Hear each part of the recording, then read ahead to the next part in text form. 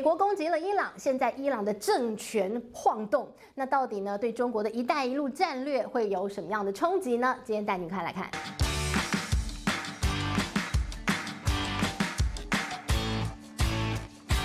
嗨，大家好，我是志玉，今天想跟大家来聊聊伊朗现在被美国攻击了，到底受冲击最严重的国家会是哪一个？那就是中国。为什么呢？因为伊朗可以说呢是中国“一带一路”直接往欧洲去发展最重要那个关键战略位置的一个中心枢纽。现在伊朗被美国啪啪赏了好几巴掌，那中国在这个地方的布局会受到什么样的冲击呢？我们带你来看到这个中国它“一带一路”的一个布局到底是一个什么样的布局？有人讲，2013年提出这“一带一路”的计划是中国，当然它那个时候经济非常的蓬勃发展，它要往外去辐射中国的经济影响力，所以呢，就透过这样的一个方式，“一带一路”往国外去发展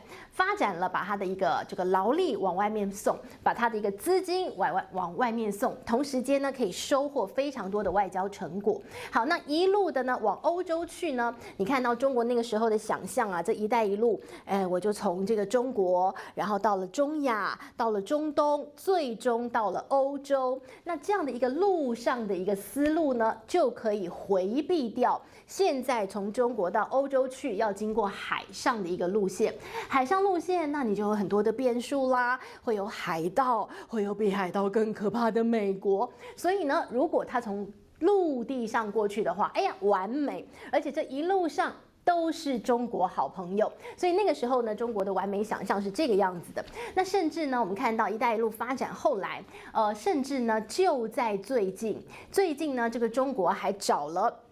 这整个沿路上这样一个路上的一个这个运输的一个路线上几个国家开了一场会议。这个会议呢，总共6个国家：中国、哈萨克，然后土库曼、乌兹别克、伊朗、土耳其。好，大家坐在一起讨论什么呢？就是要把这样的一个陆上交通打通。他们要有一个新的铁路走廊，一路从中国、中亚、中东到欧洲。欧洲是哪个国家呢？现在还没有确定，但是一路上过去的国家就这6个国家都已经搞定了。好，那么大家呢，本来5月份还坐下来谈说我们那个铁路啊，这个运输啊怎么样啊，打通了这样的一个任督二脉之后，我的交通运输，哎呀，完美啊！好，但是呢，没有想到这个会议过了没多久，突然间你就看到以色列、伊朗冲突了，然后美国也参战了，所以你就看到当初这样的一个规划，这所谓的新铁路走廊还要再如期进行吗？哇，打上好多的一个问号哦。好，那但是呢，这样的一个路上的一个走廊，这当然是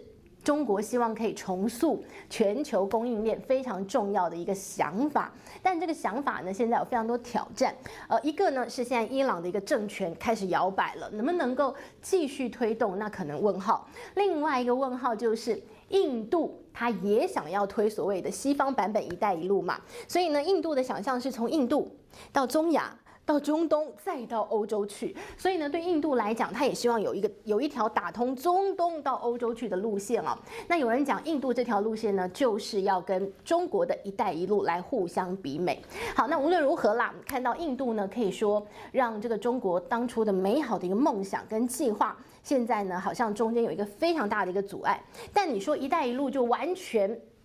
没有办法起到作用吗？当然我们可以持续观察，因为呢，往这个欧洲去，“一带一路”的这个枢纽也不仅仅是往欧洲，其实全世界中国合作的国家非常多。近来我们来看到还有哪些国家加入“一带一路”？厄瓜多加入了“一带一路”。那厄瓜多南美洲重要国家嘛，对吧？这个美国的后花园，南美洲。然后呢，除了这个南美洲之外呢，新加坡最近呢，新加坡的总理呢也访问了中国，见了这个习近平。好了，那2个人谈的也是希望未来在经贸上有更多的合作。那当然呢，这中国方面就希望新加坡你这“一带一路”啊，我们可以怎么样有一些建设上的合作啊，经贸上的发展等等哦。所以呢，“一带一路”现在虽然明面上感觉好像西方国家一直在打压，但是呢，转为台面下，或者是说鸭子划水，尽量的，现在中国还在慢慢推动当中。那当然呢，你说这“一带一路”从2013年到现在，有非常多的一些国家陆陆续续退出了。我们来看到现在有一个这个西方的媒体，他这样讲说，那个“一带一路”的版图正在裂痕不断哦。那举例，比如说像是2013年推动，后来2020年应该是那个打了第一枪，有人要退出爱沙尼亚。那个时候本来跟中国有一个计划，是他们要建一个波罗的海的一个海底隧道。那这个波罗的海海底隧道呢，哇，这个爱沙尼亚然后要做，然后通到芬兰首都去。结果后来呢，他们突然喊停就算了。后来爱沙尼亚就跟中国没有任何的这个“一带一路”的相关的一些项目在推动。好，那这是第一个。那后来呢，你看到菲律宾呢就开始本来有3条铁路的建设，后来也全部都中断。然后呢，菲律宾跟中国就没有再继续用“一带一路”这样的一个计划开始推动任何的一些建设合作。那后来包括像意大利也退出，包括像巴拿马也退出。所以呢，陆陆续续有几个国家因为各自的一个因素呢，退出了这个“一带一路”的计划。那很多的国家退出之后呢，你也看到国际间对“一带一路”计划有非常多的一些负面评价，例如他认为造成了很多开发中国家的一些债务危机，然后呢，再加上现在中国自己本身的经济出现了一些这个停滞上的问题，所以呢，“一带一路”的计划还能不能够像过去一样大规模的推动？可能不会像过去那样的一个状况，但是呢，个别的一些合作还是在推展当中。好，那继续我们带您看“一带一路”推展到现在啊，今年2025年，你就发现了过去有很多的一些合作案，陆陆续续开始显现它的一些好的影响、坏的影响、后坐力的影响，或者是各种辐射的影响。我们先来看到“一带一路”一直被国际社会质疑说债务危机。好，那这个债务危机呢，大家都只想到一方面，说，哎呀，你看这些这个跟中国借钱的国家，他们多可怜，扛了很多债，然后要被中国指手画脚。但是你另外一个方向来想，那中国借出去这么多钱，拿不回来也是一个大问题啊。所以我们来看到这个有个统计数字，2025年开发中国家啊，这个积欠中国的债务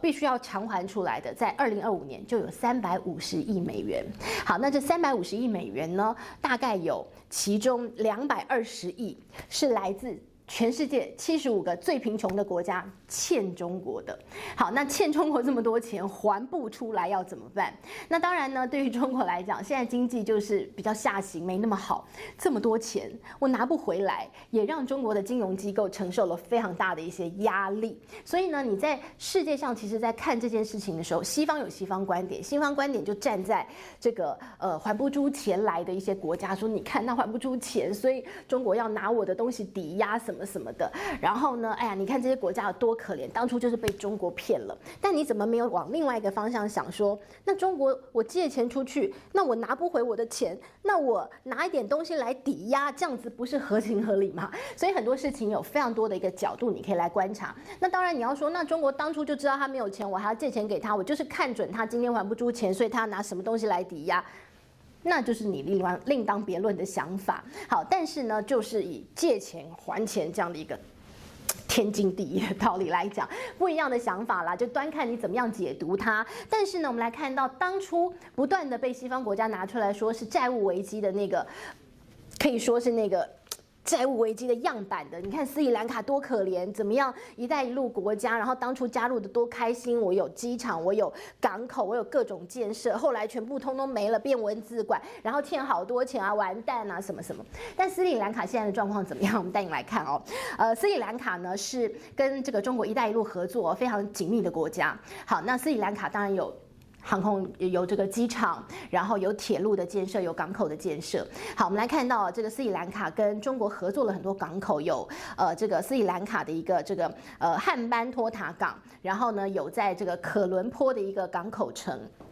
好，那当然汉班托塔港这个地方呢，建设了之后没有那么多船来，所以呢，在这个港口呢，大家会觉得哇，这是一个很失败的例子。那另外一个呢，是在可伦坡的一个港口城。那这两个地方呢，都是在印度洋上很重要的枢纽。有人说中国拿到了这两个港口之后呢，就可以直接遥指印度在这个地方印度洋卡了一个很重要的位置，战略意义非常重要。好，那这个可伦坡的一个这个港口城呢，当初呢也是说，哇，你花了很多钱在这个地方建设，然后呢，根本就不会有这个经济效益，这是当初。但是呢，过了2、3年，你回头再去看，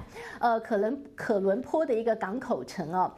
当初大家觉得哇，你看你盖了一个像北京的一个这个中央广播电视塔一样的一个建筑物，然后呢，本来说它可以当这个电视广播讯号的一个这个中继站，根本就没有，然后什么很糟糕的蚊子馆。但问题是，现在呢，这个塔它变成了当地的地标，然后呢，在可伦坡的一个港口城，这里来了好多的观光客，这里还有赌场，变成一个变成很热闹、很赚钱的一个观光胜地。虽然这个塔没有起到当初的作用，当初想象它的作用，但它变成了一个观光胜地。所以呢，其实你现在去看它，它依旧赚了很多钱，只是它赚的钱有点歪打正着这样的一个感觉。所以呢，跟大家当初第一时间的想象已经不太一样了。所以你说斯里兰卡人现在真的觉得，“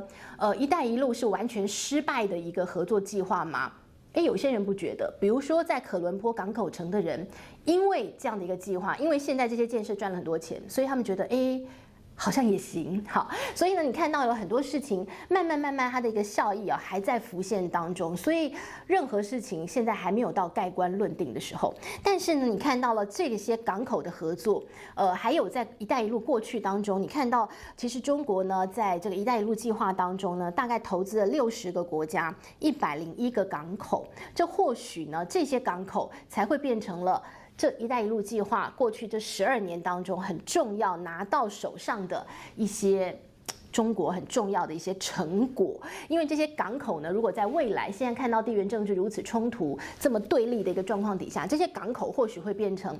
在未来的一个跟美国如果有一些什么样的一个军事碰撞的时候很重要的一个根据地。好，那当然呢，美国也看到这一点，所以你看到美国最近7月即将会有一个4方会谈。好，那这个4方国家呢，4方的一个这个会谈的国家，美日印澳，好，即将呢要在美国碰头。然后呢，这美日印澳当然就是印太战略很重要的一些组织。好，印太战略呢，当然就是要维持印太地区的一个自由航行嘛，这是当初他们成立这个4方联盟很重要的一个想法。好，那你就看到了近来，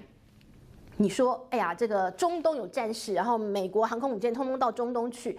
印太地区好像放空，好像放给中国。那中国这个航空母舰在这个地方晃来晃去，我突破你第1岛链、第2岛链，我试试看，反正你美国不在这个地方。好，那美国呢，他就讲了，他说，航空母舰不在这里没有关系，因为我都搞定了，在第1岛链上，我都这个布置得很好，我有盟国，我有韩国，我有日本，我有菲律宾。好，那于是呢，你就看到了近来驻日美军有一个新动态，他们去成立了一个叫做统合作战司令部。跟谁统合？那就是跟美军。那美军呢？驻日美军也成立了一个新的一个单位，叫做联合部队司令部，就是未来要跟日本的自卫队紧密相融，然后呢，好好的要作战。所以呢，你就看到了这样驻日美军的一个新的一个单位的变动，就是为了未来要更好的融合在一起，一起作战。好，那当然啦，这个印太地区呢，在美军的心中，最近美国的国防部长这样说，印太还是美国的优先战区，所以呢，这是最优先的地方。然后呢，他也希望在印太地区的一些国家要自己共同盟友们共同来分担防卫的责任。同时呢，虽然最近你看到中东变成了美国的重心，但是呢，他说，即便航空母舰不在印太地区，但是呢，他透过在第1岛链上、第2岛链上盟国的一些岸基飞弹的部署，还是可以做到以陆制海的一个这个震慑效果。就是呢，我在这个第1岛链上国家，我布了很多的岸基飞弹，那你中国的船、解放军的船在这个地方，我可以从岸上我就打到你。好，这个是美国的一个想法。然后，那当然啦，你看到了在近来这么样诡谲的一个地缘政治底下哦，你看到了这个美国的布局，你看到了中国它“一带一路”。虽然呢，你这个看到啊，“一带一路”现在最近好像有一点比较低调，这个西方国家说，你看它有一点吃瘪，但是呢，过去遗留下来的一些中国在透过“一带一路”拿到的一些成果，在未来的世界当中，很可能还是会起到一些关键的枢纽的一些战略位置。所以未来这个世界呢，如果一旦中国跟美国要爆发什么样大规模的冲突，过去这12年看到“一带一路”的成果，大家或许可以看到会起到很关键的一个作用哦。好，那当然呢，这个是进来帮大家整理的“一带一路”最近的一些状况，还有呢，美国在印太地区最近的一个状况的这个整理。希望你喜欢今天的内容喽，我们下回见，拜。